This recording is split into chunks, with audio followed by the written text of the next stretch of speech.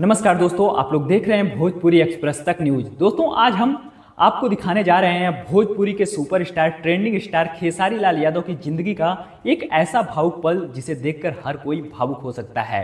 दोस्तों, माता पिता का प्यार दुनिया का सबसे अनमोल रिश्ता होता है और जब एक बेटा सफलता की ऊंचाइयों पर पहुंचने के बाद भी अपने माता पिता के चरणों में झुकता है तो वह पल बहुत बेहद खास बन जाता है। दोस्तों, हाल ही में खेसारी लाल यादव अपने माता पिता से मिले और इस दौरान कुछ बेहद भावुक तस्वीर सामने आई है। तस्वीरों में साफ देखा जा सकता है कि खेसारी अपने माता पिता के प्रति कितना सम्मान और प्रेम रखते हैं। उन्होंने अपनी मां को गले लगाया और पिता के साथ भी भावुक पल साझा किया।